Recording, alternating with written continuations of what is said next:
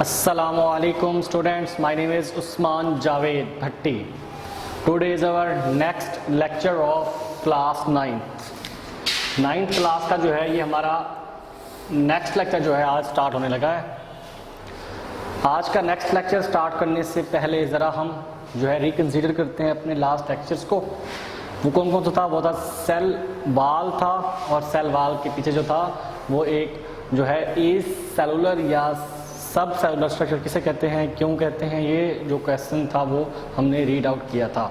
और cell wall जो हमने पढ़ा था वो बहुत इंपॉर्टेंट टॉपिक था, उसमें कुछ इंपॉर्टेंट शॉर्ट क्वेश्चंस थे, वो आपने जो है लर्न करने थे। मैंने आपसे कहा था कि भी आपने लर्न भी करने हैं और उसको राइट भी करना है। तो उम्मीद है कि आपने लर्न करके राइट किया होगा।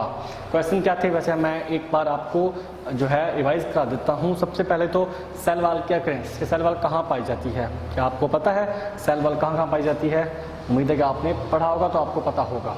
उसके बाद सेल वाल जो है उसमें कुछ क्वेश्चन थे, उसका स्ट्रक्चर था, उसमें प्राइमरी थी, सेकेंडरी थी, उसमें कुछ क्वेश्चन थे जैसे कि पेप्टाइडोग्लाइकन क्या होता है, किस चीज़ का ये कॉम्प्लेक्स है, और उसके बाद एक और क्वेश्चन था वो था प्लाज्मोडेस्माटा। आई थिंक आपको ये दोनों क्वेश्चन का पता होगा कि प्लाज्मोडेस्माटा क्या होते हैं, पेप्टाइडोग्लाइकन क्या होता है, और प्राइमरी वाल कहाँ होती है, किससे बनी होती है, सेकेंडरी वाल किससे बनी होती है। मतलब अगर क्वेश्चन आ जाए कि differentiate between primary and secondary cell wall तो आपको आना चाहिए। उम्मीद है कि आपको आता होगा। उसके बाद राइट अबाउट प्लाज्मोडेस्माटा, ये भी आपको आना चाहिए। उसके बाद राइट अबाउट पेप्टाइडोग्लाइकन, उम्मीद है ये भी आपको आना चाहिए। इसी पेज के ऊपर जो है एक क्वेश्चन था कि भी मैंने आपसे कहा था इंपॉर्टेंट एमसीक्यूज है कि वो कुछ स्ट्रक्चर्स ऐसे हैं जो कि ऑर्गेनेलिज नहीं है, जैसे कि cell wall, cell membrane, cytoplasm और साइटोस्केलेटन। ये भी इंपॉर्टेंट एमसीक्यूज था। उम्मीद है कि आपको पता होगा इसका, या आपने किया होगा। और ऊपर एक टेबल बनी हुई है जिसमें डिस्कवरीज लिखी हुई हैं, ये भी आपने उम्मीद है की होगी। इसमें एक मिस्टेक भी है, वो आपने खुद से ढूंढना है कि किसी एक में जो है वो बॉक्स के अंदर जो है डिस्कवरी गलत लिखी हुई है, वो आपने लाजमी ढूंढनी है, ये आपका जो है वो टास्क है। ठीक है, तो उम्मीद है कि भी आपने ये सारा काम जो है वो किया होगा। और क्योंकि मैंने आपको पहले ही कहा था कि भाई बायो का जो चैप्टर है या सॉरी लेसन जो है वो रोज़ के रोज़ जब तक आप नहीं करेंगे आपको कभी भी ये याद नहीं होगा। अगर आपने इस पे ग्रिप रखनी है, अगर आप चाहते हो कि आप MBBS करो, अगर आप चाहते हो कि आपको बायो आनी चाहिए, तो उसके लिए क्या ज़रूरी है? रोज़ का काम रोज़ याद करें, लिखें। मतलब क्या है, लेक्चर पहले आप सुनोगे, सुनने के बाद बुक खोलोगे, बुक खोल के पढ़ोगे, पढ़ने के बाद उसको याद करोगे, याद करने के बाद उसको राइट करोगे, और राइट करने के बाद उसको चेक करोगे कि आया कि क्वेश्चन ठीक है कि नहीं, आता है कि नहीं। ये दोनों चीज़ें आपको आनी चाहिए। और मैंने आपको एक ऑफर भी दी थी कि अगर आप लोग खुद चेक नहीं कर सकते तो आप मुझे अपना लिखा हुआ क्वेश्चन जो है वो व्हाट्सएप कर सकते हो मेरे पर्सनल नंबर पे, जो कि ग्रुप में ऐड है। ठीक है, तो मैं खुद चेक करके बाद आपको बताऊंगा कि आपकी क्या क्या मिस्टेक हैं, ये भी हो सकता है बेटा। ठीक है, काइंडली जो है तमाम इंस्ट्रक्शंस को गौर से सुना करें और उस पर अमल करने की कोशिश किया करें। ठीक है, तो उम्मीद है कि आपको मेरी बात समझ में आ गई होगी। अब हम अपना नेक्स्ट जो है लेक्चर स्टार्ट करते हैं। हमारा जो नेक्स्ट लेक्चर क्या है वो है सेल मेम्ब्रेन। सेल मेम्ब्रेन का टॉपिक बहुत इंपॉर्टेंट टॉपिक है। ये वो टॉपिक है जो अक्सर औकात रिपीट होता रहता है। चैप्टर नंबर 4 में से सेल मेम्ब्रेन एक इंपॉर्टेंट लॉन्ग क्वेश्चन है, इसको आपने अच्छे से समझना है। इसलिए मैंने जस्ट ये एक टॉपिक जो है आपको समझाना है आज के डेज में। तो सेल मेम्ब्रेन की सबसे पहले आपने इसकी जो डायग्राम इसकी हेडिंग्स हैं वो आपने मेंटेन रखनी है। पहली लाइन पे बनानी है आपने इसकी हेडिंग अक्रेंस कि सेल मेम्ब्रेन कहाँ कहाँ होती है। सेल वाल की तरह ये जस्ट एक पे नहीं बल्कि तमाम में होती है। ये ऑल प्रोकैरियोट्स और यूकैरियोट्स में होती है। ऑल प्रोकैरियोट्स एंड यूकैरियोट्स के अंदर, मतलब प्लांट्स और एनिमल दोनों में मौजूद होती है ये। और ये प्रोकैरियोट्स और यूकैरियोट्स का चक्कर क्या होता है ये आपको पहले भी कई बार समझा चुके हैं हम लोग कि भाई ये हमने 8 में पढ़ा था कि और the type of cell that has proper nucleus is called eukaryotes, the type of cell that has no nucleus is called pro mean no, karyote mean nucleus. Karyote का मतलब क्या होता है?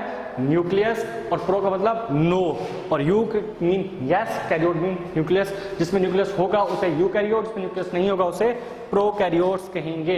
अक्रेंस की बुनियाद पर जो है ये जो हम इसे क्या कहेंगे कि दोनों में मौजूद है, पहली बात। दूसरी बात इसके फंक्शंस हैं। इसके फंक्शंस भी बहुत इंपॉर्टेंट हैं। 3 फंक्शन है इसके।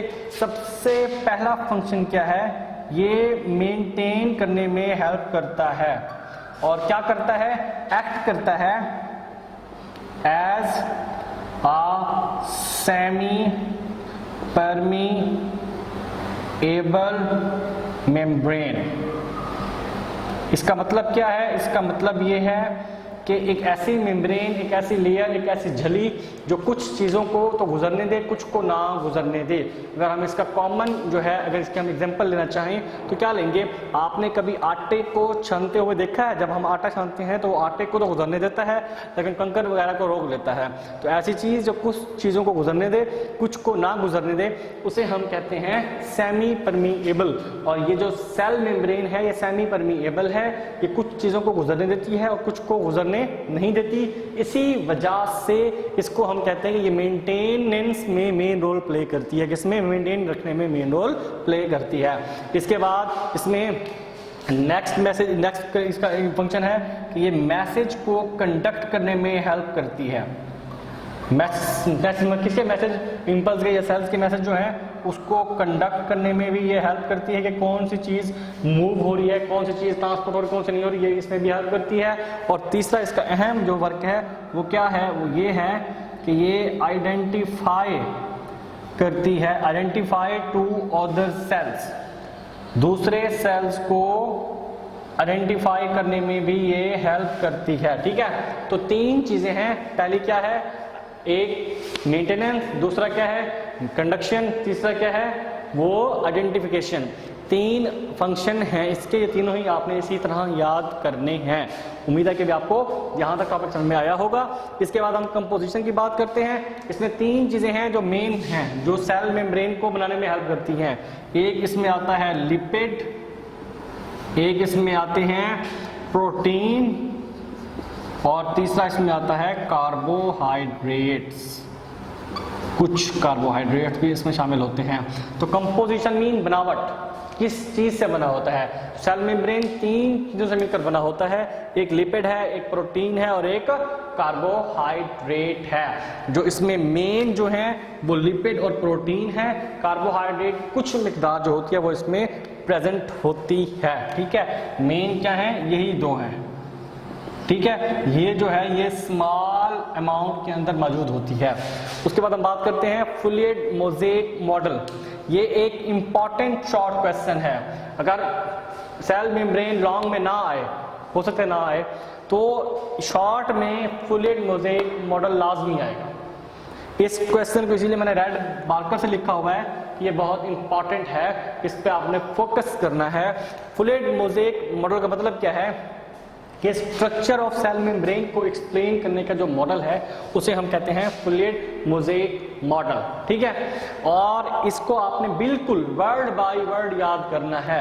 According to this model protein जो है लिपिड्स जो होती हैं इसमें वो bilayer of lipids are present, मतलब bilayer of lipids are present. ठीक है, इसका मतलब क्या है? इसका मतलब यह है कि ऊपर और नीचे जो है लिपिड्स होती हैं और सेंटर में protein is embedded. Protein is embedded मतलब धसी होती है। अब अगर हम इस बात को, अगर आपको ये बात समझ नहीं आ रही तो सिंपल सा इसका मैं आपको एक क्लू देने लगा हूं। आपने सैंडविच तो खाया होगा।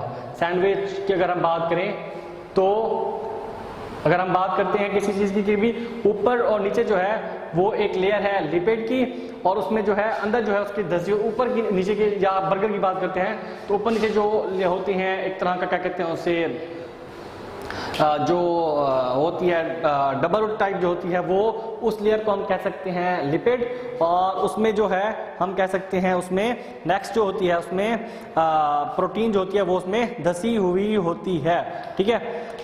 तो अब इसके बाद इसमें एक और स्टेज वो कोलेस्ट्रॉल वो भी मौजूद होता है।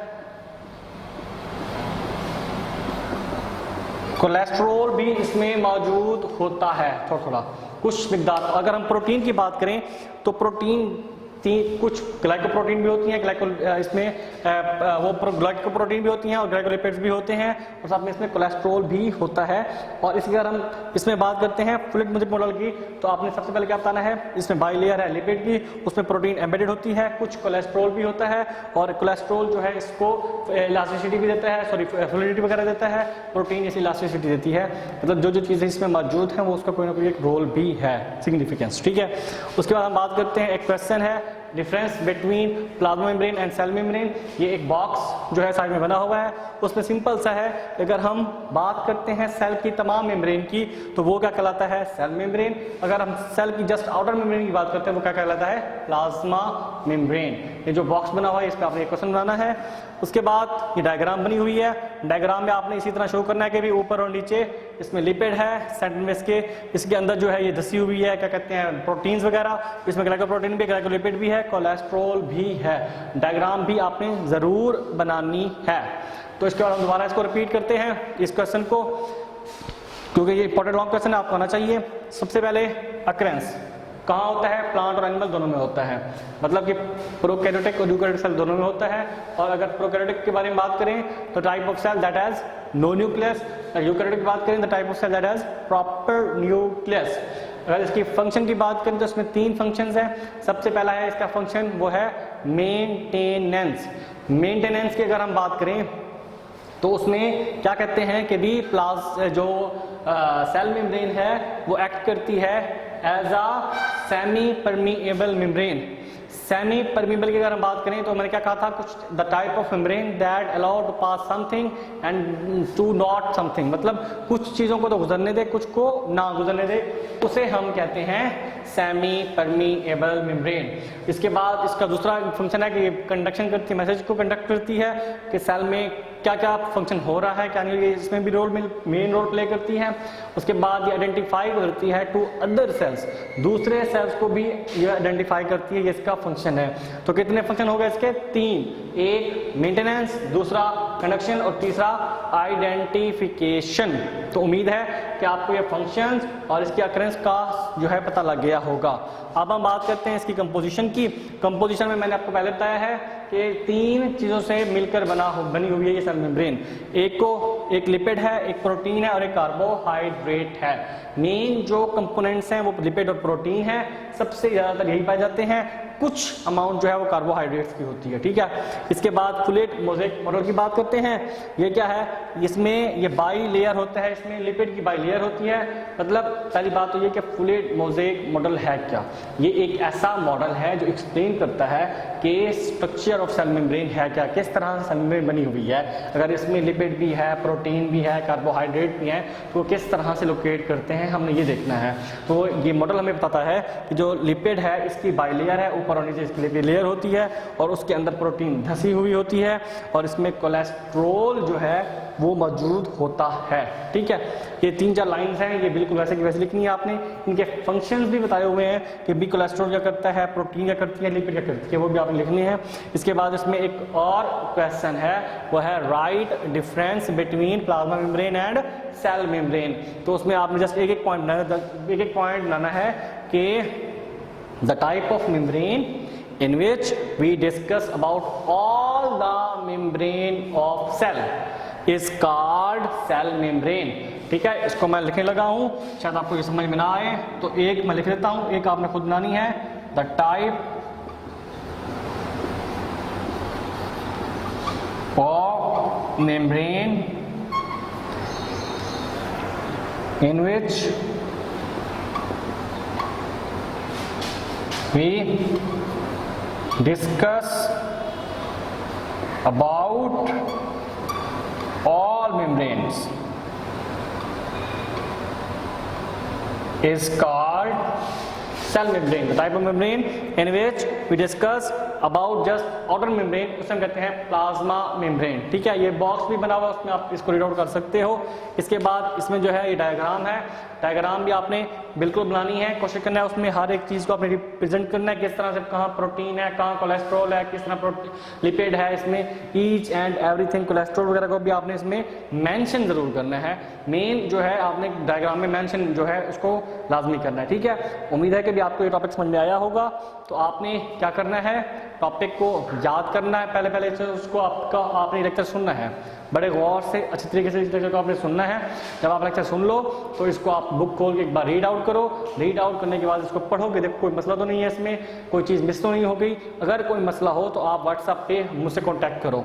ठीक है, उसके बाद आपको लगे कि अगर ये टॉपिक क्लियर है, ठीक है, बुक से भी, तो इसको आप याद करो, याद करने के बाद इसको आप लिखो और लिखने के बाद इसको आप चेक करो आया कि आपको टॉपिक तैयार हुआ कि नहीं। अगर आपको ये टॉपिक तैयार नहीं हुआ, अगर आपको ये टॉपिक मुश्किल लग रहा है तब भी आप कॉन्टैक्ट कर सकते हो, और अगर आप चेक करना आपको मुश्किल हो रहा है तो आप मुझे सेंड कर सकते हो। ये टॉपिक जो है, ये जो आपका लिखा हुआ टॉपिक है मैं चेक भी करूँगा और आपको उसमें आपकी मिस्टेक्स भी बताऊँगा। तो काइंडली इस टॉपिक को इम्पॉर्टेंट समझ के आपने लर्न करना है। लर्न करने के बाद इसको जो है आपने राइट करना है, राइट करने के बाद आपने इसको लाजमी चेक करना है ताकि आपको ये अच्छे से याद हो सके। अदरवाइज अगर आपने इसको अभी याद ना किया तो ये आपको भूल जाएगा और ये आपके लिए सही नहीं है। ठीक है, काइंडली आप इंस्ट्रक्शंस पे अमल करें। वस्सलाम।